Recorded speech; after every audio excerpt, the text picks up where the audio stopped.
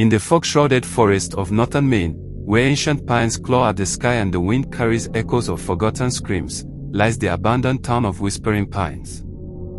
Founded in 1792 by settlers fleeing the Revolutionary War's aftermath, the town prospered on lumber until 1923, when a mysterious blight struck.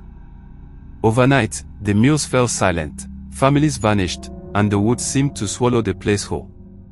Locals whisper that the land is cursed by the spirits of Algonquin tribes displaced centuries ago, their vengeful whispers luring the unwary to their doom. This is the tale of Emily Carter, a 28-year-old investigative journalist from Boston, who in 2024 sought to uncover the truth behind the disappearances.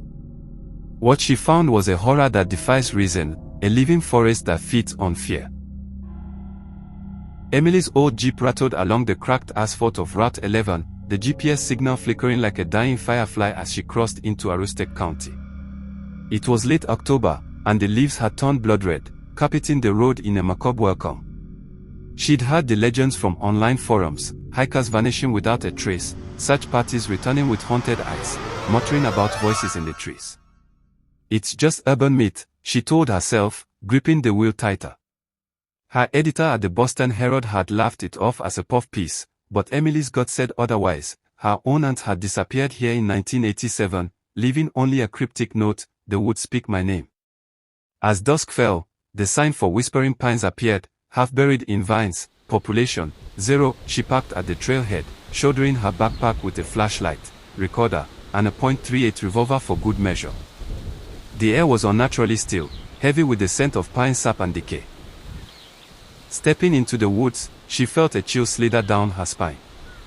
"Hello," she called, her voice swallowed by the canopy. Then, faintly, a whisper, "Emily." She froze, heart pounding. It was the wind, she rationalized. Just the wind. Deeper in, the path narrowed, roots twisting like veins across the ground. Emily's flashlight beam danced over crumbling cabins, their windows like empty eye sockets staring back. She entered the largest one, the old mill foreman's house, its door creaking open as if inviting her. Inside, dust mote swirled in the beam, and faded photographs lined the walls, stone-faced families from the 1920s, their eyes seeming to follow her. She set up her recorder on a rotting table and began narrating, October 25, 2024. Exploring the ruins of Whispering Pines. No signs of recent activity, but the atmosphere is oppressive. As she spoke, a soft scratching echoed from upstairs, like nails on wood. Climbing the stairs, she found a nursery, a crib overturned, walls scratched with frantic marks. They whisper secrets. They know your sins. A gust rattled the shutters, and the whispers returned, multiple now, overlapping like a chorus of the damned. "Emily, we remember. Your aunt screamed so sweetly." Her blood ran cold. She wasn't alone. Spinning around, she saw a shadow flit across the doorway, a humanoid shape, elongated and twisted, vanishing into the hall. "Who's there?" she demanded, drawing her gun. Silence. Then, from the recorder playback, her voice, but distorted, whispering back her deepest secret, "You let her die, you could have saved her." Emily bolted downstairs, heart hammering. It knew about her childhood guilt, her sister's drowning accident, which she'd never told anyone. How? Outside, night had fully descended, the moon a sickly sliver through the branches. Emily hurried back toward her jeep, but the path had changed, trees leaned closer, forming a labyrinthine cage. Whispers pursued her, growing louder, naming her fears, alone forever, failure, death in the dark. She tripped over a root, scraping her knee bloody, and in the flashlight's glow, she saw it, a fresh footprint in the mud, not hers, bare, with elongated toes like claws. Panic rising, She ran blindly, branches whipping her face like accusatory fingers. Suddenly, a clearing emerged, the town's old cemetery, headstones tilted like drunken sentinels. In the center stood a massive oak, its bark etched with names, Sarah Carter, 1987, among them, her aunt. As she approached, the ground softened, sucking at her boots like quicksand. From the tree's hollow, eyes gleamed, dozens of them, pale and unblinking, embedded in the wood like trapped souls. A hand, cold, back rough, grabbed her ankle. She screamed, firing her gun wildly. The bullet splintered the trunk, and a wail erupted, the tree bleeding sap that reeked of copper. Freeing herself, she fled, but the whispers evolved into screams, echoes of past victims, reliving their terrors. It peeled my skin. One howled. It made me eat my own fear. Exhausted, Emily collapsed in an abandoned church, its steeple collapsed like a broken spine. Barricading the door with pews, she huddled in the altar's shadow, flashlight dimming.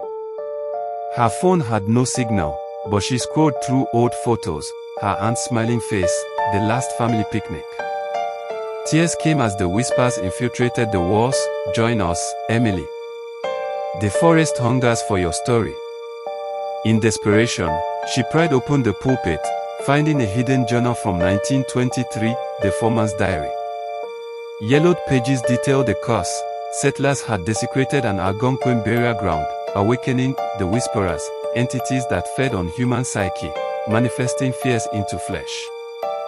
They didn't kill outright, they drove victims mad, making them wander deeper until the trees absorbed them, roots drinking their essence. As she read, vines slithered through cracks in the floor, coiling around her legs. The walls paused, breathing. Your turn, the whispers cooed. Emily fought free, smashing a stained glass window to escape. Outside, the forest had running toward the trailhead. Emily's flashlight died, plunging her into abyss. Guided by moonlight, she glimpsed her jeep, Salvation.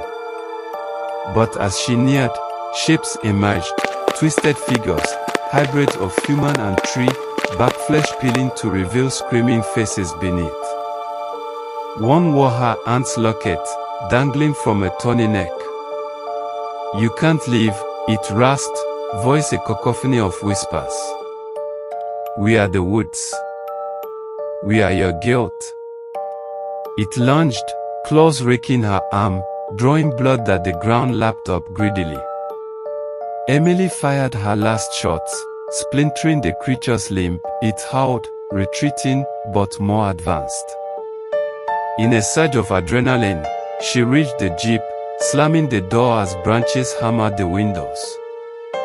Engine roaring, she peeled out, tires spinning on leaves. In the rear view, the forest receded, but a final whisper echoed through the vents, "We'll wait, you always come back."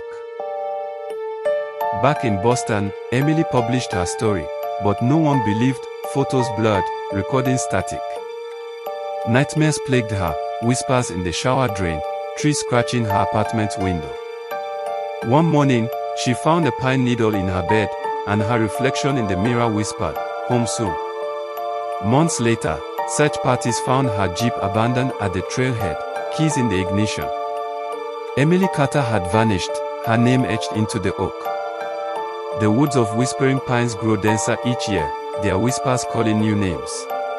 In essence, the story teaches that one must face their inner truth with caution and humility, honoring the boundaries between the known and the unknown, lest they be consumed by the very forces they seek to understand. Please share, like and subscribe.